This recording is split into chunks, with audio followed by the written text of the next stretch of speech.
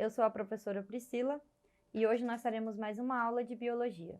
O nosso tema de hoje será características dos seres vivos. Bom, quando a gente vê um animal, nós sabemos que se trata de um ser vivo. Mas afinal, o que define um organismo como vivo? Que característica um organismo deve possuir para ser classificado como uma forma viva? Essas respostas, elas aparentam ser bem simples, mas elas são muito mais complexas do que nós imaginamos, né? Tendo em vista que certos organismos eles não se encaixam em determinados quesitos, mesmo que se comportando como uma forma de vida. Para isso, as principais características dos seres vivos, elas podem ser citadas como a sua composição química, a presença de células, o metabolismo, a capacidade de reprodução e a evolução. Como composição química, todos os organismos vivos eles apresentam elementos químicos, né, em sua composição. Os mais comuns são carbono, hidrogênio, oxigênio e nitrogênio. Além desses elementos, nós também podemos encontrar o fósforo e o enxofre, porém em menor quantidade.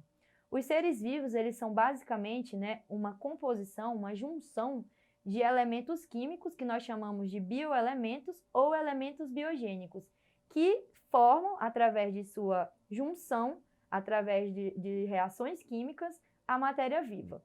Na tabela periódica, nós podemos encontrar em torno de 118 elementos químicos conhecidos.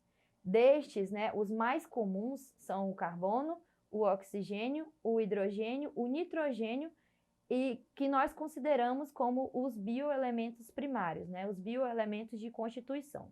Além disso, nós podemos considerar também como bioelementos primários o fósforo e o enxofre. Eles constituem, esses elementos primários, eles constituem em torno de 98% da massa corporal de um ser vivo.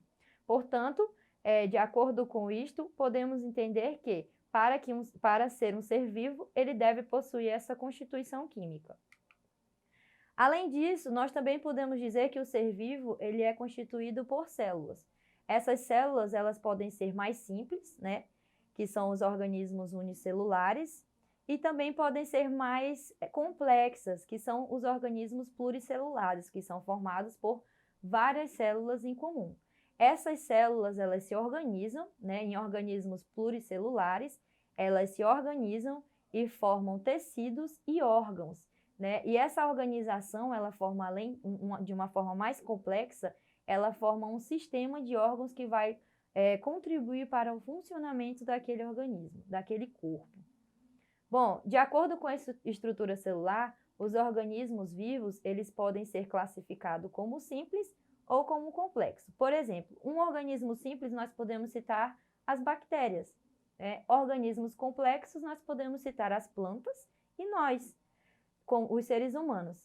Também temos os vírus, né? Os vírus, eles são considerados por muitos estudiosos como os seres vivos, porém, eles não possuem células, né? Então, por isso, ainda hoje, existe uma confusão, né? Uma discussão em relação ao que realmente os vírus são, pois eles não possuem nenhum tipo de célula.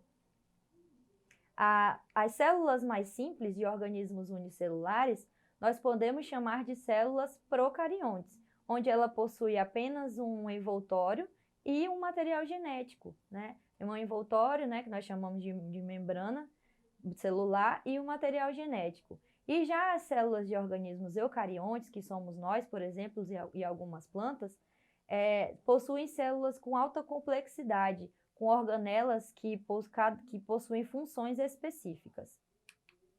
Além disso, um ser vivo também precisa ter material genético. O material genético ele é importante, pois ele transmite as características de um ser vivo para a próxima geração, o que nós chamamos de hereditariedade. Né? E também ele controla as atividades que são feitas dentro da célula. O material genético ele pode ser formado pelo DNA e pelo RNA. Nós, seres humanos, por exemplo, somos formados por DNA. Além disso, os seres vivos também apresentam reações químicas, né, que são necessárias para o desenvolvimento de diversas atividades, como, por exemplo, a obtenção de energia para o funcionamento do corpo. O conjunto dessas reações químicas dá o nome de metabolismo. Existem reações, né, no metabolismo que podem ser classificadas e geralmente em duas, que nós chamamos de anabolismo e catabolismo. O anabolismo, ela é a construção de moléculas, ela é a junção de elementos químicos para formar moléculas que vão servir como, para, por exemplo, a obtenção de energia. Através dessas moléculas e de reações químicas, o organismo vai obter energia. E também ainda existe o catabolismo, que consiste na separação, na destruição de partículas que são liberadas por algumas substâncias contidas no nosso corpo. É importante também frisar que os vírus não apresentam seu próprio metabolismo. Por isso, eles precisam, eles necessitam parasitar uma célula para poder se reproduzir. Além disso, nós temos a nutrição. Os organismos vivos, como já foi falado, eles necessitam de energia para realizar suas atividades. Essa energia, ela é obtida através da nutrição, da ingestão de alimentos. Os organismos vivos, eles, de acordo com a sua nutrição, eles podem ser divididos em organismos autotróficos e heterotróficos. Os organismos autotróficos, eles obtêm a energia por meio de um processo que nós podemos chamar de fotossíntese, através da luz solar ou de outras coisas, de fontes externas, que não necessariamente são comida, como a gente está acostumado. E os organismos heterotróficos, que obtêm energia a partir da quebra de produtos que são oriundos de outros seres vivos, como, por exemplo, nós, que precisamos comer frutas, verduras e carne. De uma forma mais simplificada, esses seres autotróficos, eles são capazes de produzir o seu próprio alimento. E os seres heterotróficos não, eles precisam ir em busca do seu alimento. Após a nutrição desses organismos, é realizado diversas reações químicas para a obtenção dessa energia, que será utilizada posteriormente, como, por exemplo, para a nossa reprodução, E esse processo de quebra, e de reações químicas, nós chamamos de respiração celular, que acontece dentro das nossas células. Bom, a reprodução, todos os seres vivos são capazes de se reproduzir, ou seja, eles produzem descendentes, produzem filhos. Ela pode ocorrer de duas formas, da forma sexuada e da forma assexuada. Na forma sexuada, ocorre o envolvimento de gametas. Já na assexuada não ocorre, ou seja, de forma sexuada é necessário que existam dois parceiros. Por exemplo, nós seres humanos nos reproduzimos de forma sexuada. É necessário que haja um gameta masculino e um gameta feminino. Já na reprodução assexuada, como por exemplo nas bactérias, elas não precisam necessariamente de um parceiro ou de um gameta masculino e feminino. Elas são capazes de se reproduzir sozinhas, através de alguns processos, por exemplo, como o brotamento, que vocês estão vendo como exemplo aí, e também pela bipartição, ou seja, elas se dividem e vão se reproduzindo. Além disso, é importante também entender que os seres vivos, eles têm a capacidade de responder a estímulos do meio ambiente. Por exemplo, quando a gente pega naquela plantinha que se fecha, isso nós chamamos de resposta ao estímulo, que, para simplificar, chamamos de irritabilidade. Então, todo ser vivo, ele é capaz de responder a estímulo. O estímulo nós chamamos de irritabilidade. Além disso, todo ser vivo, ele também é capaz de evoluir, Eles são sujeitos a processos evolutivos, sofrem modificações ao longo do tempo, e um dos fatores que causam essa evolução são as mutações, ou seja, modificações que ocorrem na molécula do DNA e levam, ao aparecimento de novas características de um organismo. Essas modificações, elas podem ser transmitidas aos seus descendentes. Eu coloquei essa foto da tartaruguinha com duas cabeças, mas não se assustem.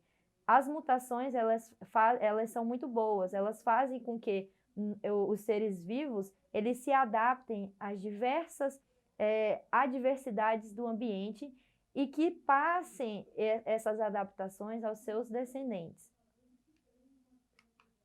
Bom, no nosso Exercitando hoje, nós temos uma pergunta muito interessante.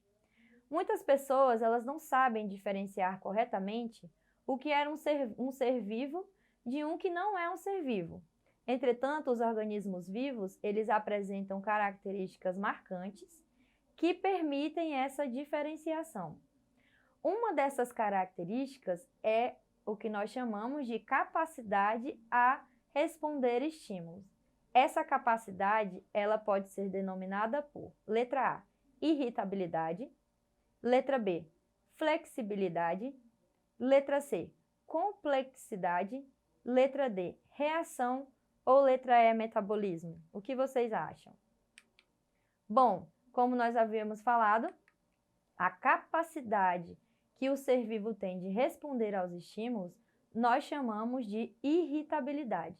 Ou seja, todo ser vivo, ele possui a capacidade de responder aos estímulos. Então, todo ser vivo é capaz de desenvolver a irritabilidade. Bom, agora que nós já abordamos o tema, treinem em casa, procurem realizar as atividades que serão propostas pelo seu professor e também acessem a plataforma Eduque.